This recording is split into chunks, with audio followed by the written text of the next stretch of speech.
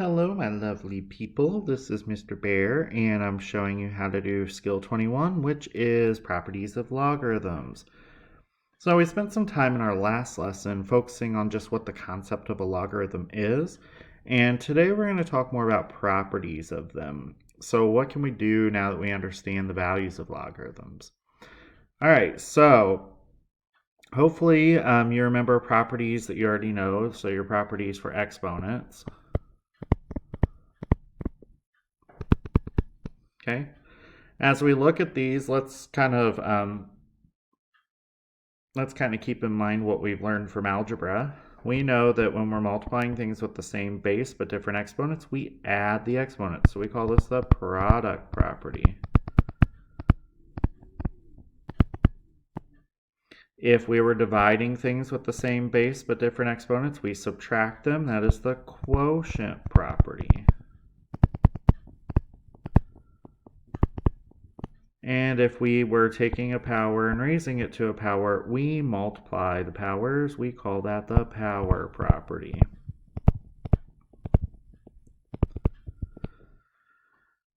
All right, so using those ideas, we're going to discuss our first property, which is the product property.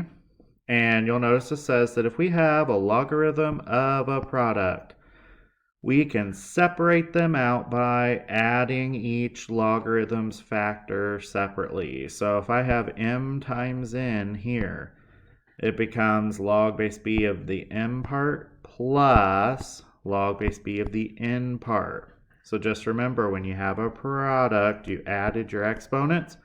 When you have a log of a product, you add the logs, okay? All right, so what this is saying is we can rewrite the logarithm of a product as the sum of two logarithms whose arguments are the factors of the product, okay? So some examples, if I had log base 5 of 5 plus log base 5 of 7, since they have the same base, I could write this as log base 5 of 5 times 7, which when I rewrite that, is log base 5 of 35. Okay. Next one would be log base 6 of 8 times 6, which would be 48. Okay. Likewise, if I were to go the other way, if I see that I have a product, I could separate it out as log base 2 of 4 plus log base 2 of 8. And this one will be log base 3 of 9 plus log base 3 of 1/3. Okay? So try these two on your own real quick and check your answers. If you did these two correctly, you would have had these answers. All right? Making sense? I hope. All right, quotient property. So just like when we were dealing with exponents, if we had a quotient of something with the same base but different exponents, we subtracted the exponents. Well, if you have a logarithm of a quotient, you separate them out by taking the log of the numerator minus the log of the denominator. Okay, so similar to the first property, but instead of multiplication, we look for division, and we rewrite the logarithm as a difference. That's just a fancy way to say subtract, difference of two logarithms. Okay, so if I look at this one, I'd write it as log base 2 of 12 divided by 3, which we could simplify to log base 2 of 4. This one I'd say log base 7 of 56 divided by 8, which would give us log base 7 of 7. If I were to do the logarithms, if they're already condensed, I could separate them out. This would be log 70 minus log 10. Notice that this log doesn't have a subscript base written. That means it is a base 10. Okay, so we're just dealing with the common log. This one would be log base 3 of 1 minus log base 3 of 3. Okay, so you try the next two. Sorry, I just realized these problems are the same as the ones for the product property. So I'm going to give you one to try on your own. Let's try log base 4 of, let's say you have x plus 5 over 3. Okay, see if you'll try that one out now, okay? If you did this correctly, you would have had the numerator written in the first log, the denominator written in the second log, and you had a minus sign in between, okay? All right, last one we're going to talk about here is logarithms when you have a power. So log base b of m to the n. What this basically is saying is if you have an exponent on your argument, you just literally bring it to the front as multiplication. Okay? If we think about what this means, let's say I have log base 3 of 3 to the third. Okay? Well, this is the same as saying log base 3 of 3, times 3 times 3, okay? And each one of those I can write as log base 3 of 3 plus log base 3 of 3 plus log base 3 of 3, okay? So just using my product property here. And you'll notice that I'm adding the same thing 3 times, so it'll be 3 times the log base 3 of 3. Now I know I used a lot of 3's here. Maybe I should have changed the something in this so that they were all different numbers. But this exponent 3 is what I'm talking about that eventually leads us to this 3 being on the outside. Okay? So that's just a little practical example. So now let's look at some examples here. On this one, I immediately see this 3. So I'm going to bring it to the front and write this as 3 log base 5 of a fifth, which can be rewritten as 3 log base 5 of 1 minus 3 log base 5 of 5. So combining a couple properties. So I had a quotient here. By the way, this 3, think of that as 3 times the quantity of this. So that's why my 3 was in front of both logs. Okay, for the next one, we have natural log of e to the 7th, okay? So I'm going to put this 7 in the front here, and it'll be 7 times natural log of e, which we'll talk about later what happens with natural log and e. You'll hopefully notice that those end up canceling out, and so you just end up with 7. Natural log is the inverse of e. But we'll talk more about that when we solve equations with that, so I'm not going to worry about that right now, okay? All right, so go ahead and try the next two on your own real quick. If you did these two correctly, you should have had for this one 3 log base 4 of 16.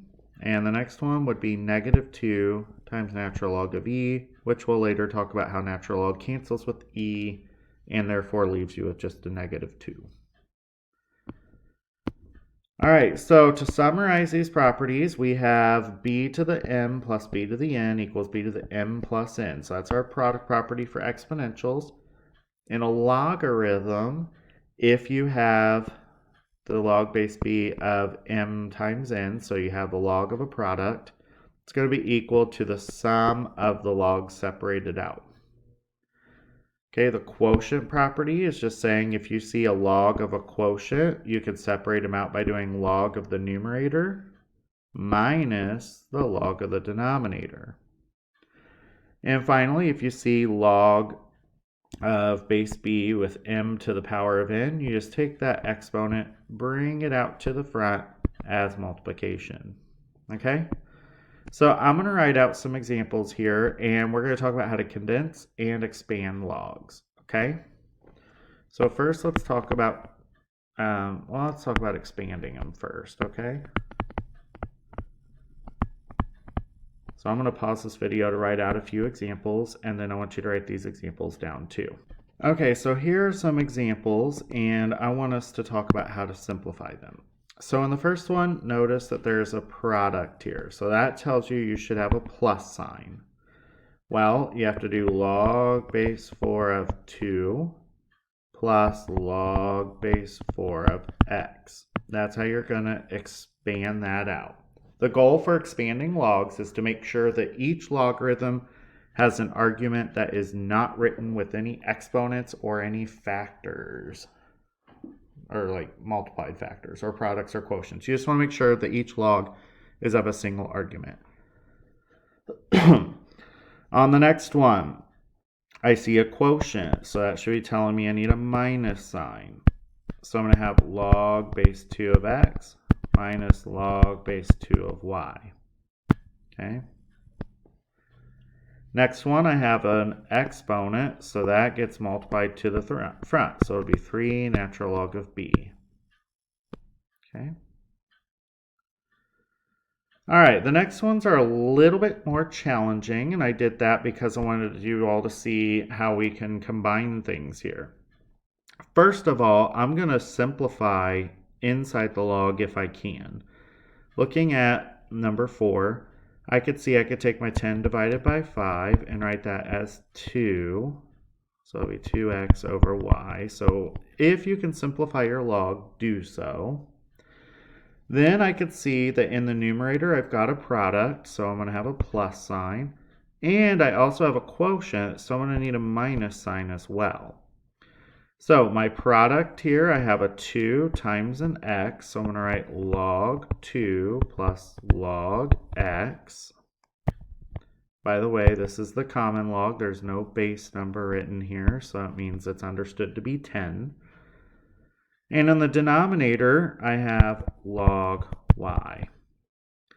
Okay, so now this is my expanded logarithm. I just took the product that was on top, wrote it with a plus. I have my quotient, so I have a minus sign, and then whatever's in the denominator goes with that log. Okay?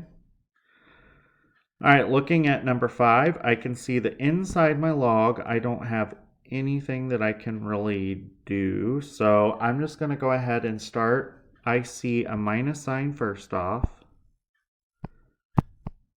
So I'm going to do this. The numerator, I see a product and I see an exponent. Okay. So here's how I'm going to handle this. So I'm going to start by separating out the factors. So I'm going to write this as log base 6 of 3 plus log base 6 of x squared. Okay, I know you're saying, wait, you still have an exponent. I'll take care of that in a moment, okay? Now, for the denominator, I'm going to write this as log base 6 of 4 plus log base 6 of y squared. Okay, so I have a product in the denominator as well. That's why there's a plus sign. I put parentheses around this stuff so that I could tell what's what. Okay, so this is all my numerator stuff, and this is all my denominator stuff. All right, so since each of these still has an exponent, remember exponents get moved in front of the log, so this will be log base 6 of 3 plus 2 log base 6 of x. I have to distribute this minus sign here. I also have to put this 2 in the front, so this will be minus log base 6 of 4 minus 2 log base 6 of y. Whoops. I'm not trying to mark over things. And this last one, I can't simplify anything inside, so what I'm going to do, and I'm running low on room here, so I might have to scroll this up and do this over here. So I'm going to take natural log. So I have a numerator and a denominator. So I'm going to start like this. Numerator, I have a 7, an x, and a y. So natural log of 7 plus natural log of x plus natural log of y. It's a product of 3 terms, so I need 3 plus signs. In the bottom, I have natural log of 2 plus natural log of z squared. Okay. Now I see that this needs to go to the front here, and I need to distribute this minus, so I have natural log of 7 plus natural log of x plus natural log of y minus natural log of 2 minus 2 natural log of z. Okay? So that's how we would handle that. And so now I think you are ready to be able to do some problems, so there we go.